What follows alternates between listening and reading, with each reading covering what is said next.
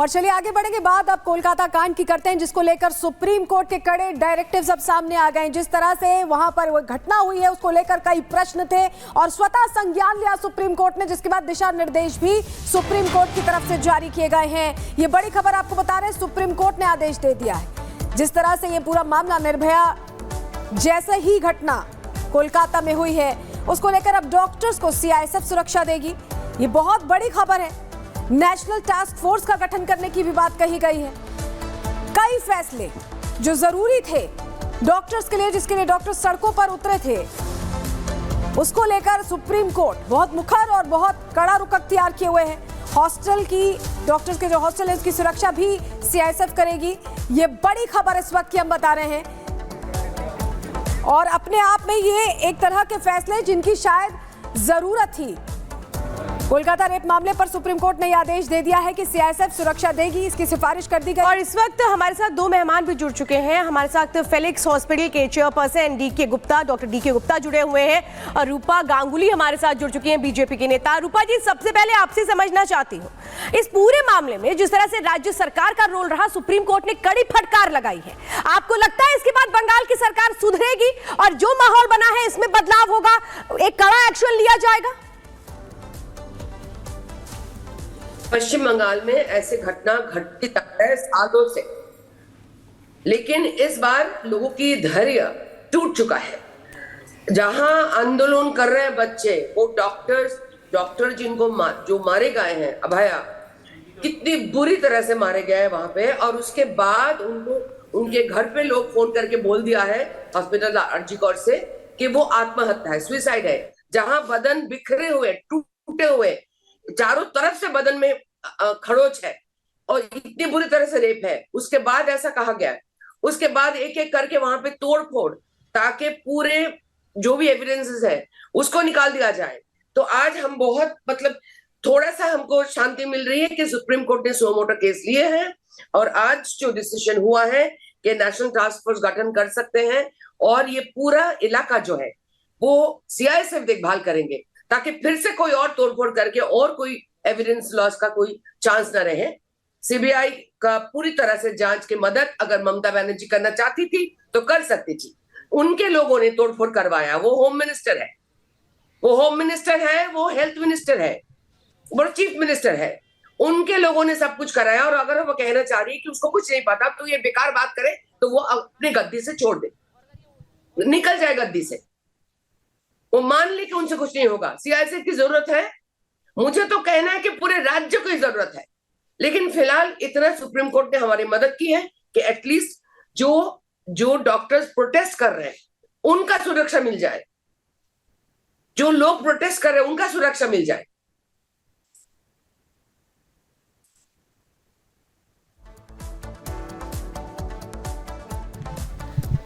रूपा गांगुली जी जो सीधे सीधे सवाल उठा रही हैं, मुझे लगता है वो डॉक्टरों के भी सवाल है, क्योंकि सुरक्षा को लेकर बहुत गंभीर सवाल उठाए गए थे।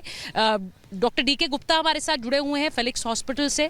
डॉक्टर गुप्ता, मैं आपसे सीधे पूछूंगी, सीआईएसएफ को डॉक्टर्स के सुरक्षा की जिम्मेदारी दे दी गई है एक अस्पताल में, यानी वहां पर पुलिस प्रशासन पर एक तरह से भरोसा नहीं है। आपको लगता है डॉक्टर्स की सिक्योरिटी पैरामाउंट है, तभी वो किसी की जान बचा पाएंगे जब उनकी जान की सुरक्षा हो पाएगी?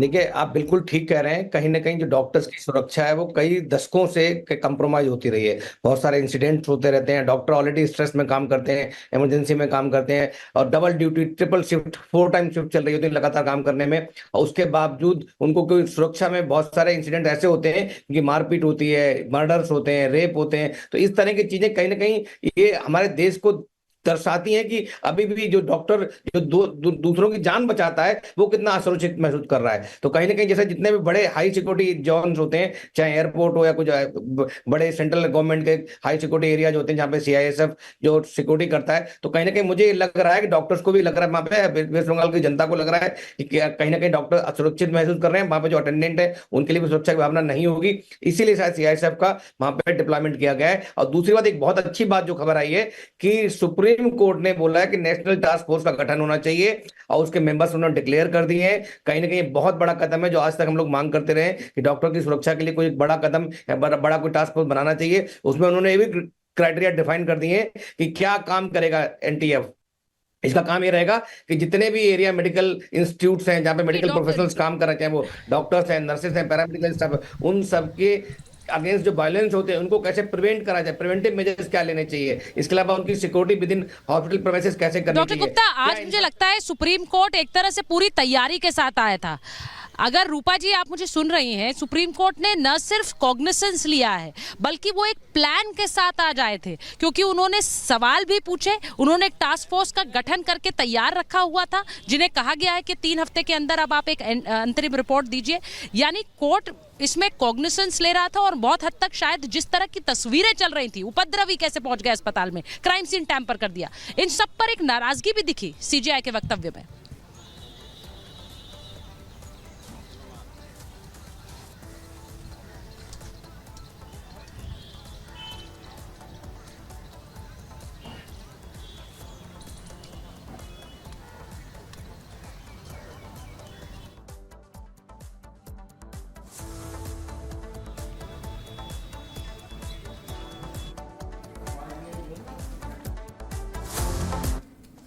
सुचेता, लौटेंगे आपके पास। लगातार एक बड़ा पैनल मौजूद है, लेकिन जिस तरह से ये घटना हुई उसने कई प्रश्न खड़े कर दिए हैं और ये प्रश्न इसलिए खड़े होते हैं क्योंकि बार बार इस मामले को खींचा गया, टाला मटोला गया, लेकिन किस तरह से सुप्रीम कोर्ट ने सवाल खड़े किए वो जानकारी आपके सामने रख रहे हैं। एफआईआर दर्ज करने में आखिर देरी क्यों की गई, क्यों समय बर्बाद किया गया, एफआईआर के समय परिवार को क्यों नहीं बुलाया गया। देखिए, परिवार को पहले आधी अधूरी जानकारी दी गई, टाला मटोली की गई, आत्महत्या का एंगल दिया गया, इसको लेकर कोर्ट ने प्रश्न खड़े किए।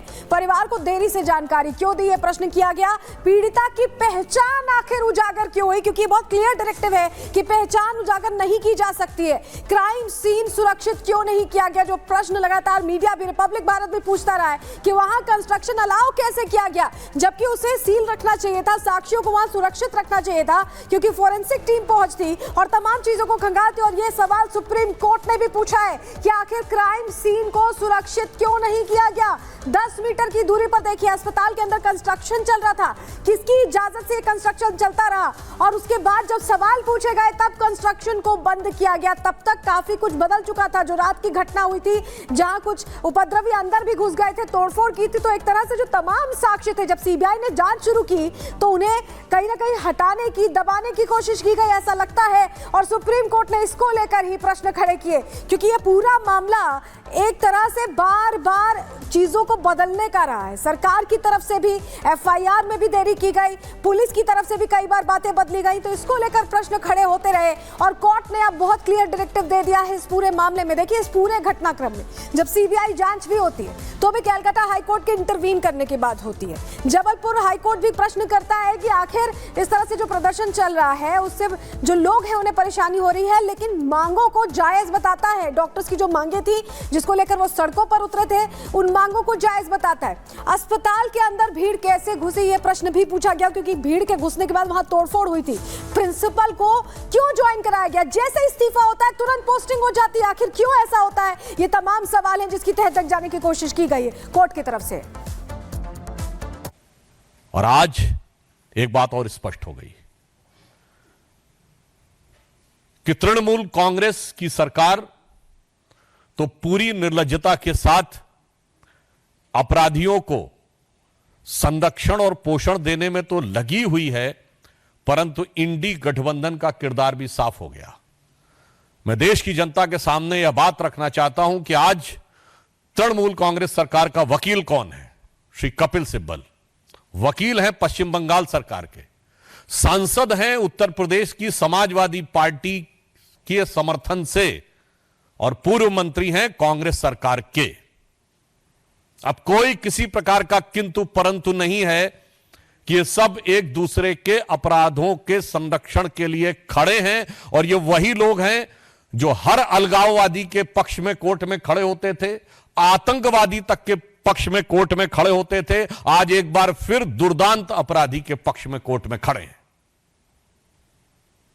तो मुझे नहीं लगता है कि अब इस पे बचाव की कोई गुंजाइश ममता बनर्जी जी के पास तो है ही नहीं, ना अखिलेश यादव जी से भी मैं सवाल पूछता हूं और राहुल गांधी जी और सोनिया गांधी जी से भी।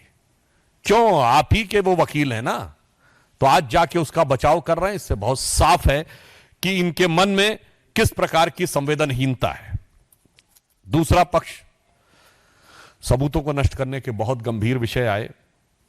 न्यायालय ने इस विषय के ऊपर बहुत सारे सवाल खड़े किए हैं, परंतु दो विषय आज न्यायालय ने जिस प्रकार केंद्रीय सुरक्षा बलों को उस कॉलेज की सुरक्षा देने का निर्णय लिया है, इससे बहुत साफ हो जाता है कि पश्चिम बंगाल की सरकार और कोलकाता पुलिस की जो नैतिक आधार था वो स्वतः ध्वस्त हो गया।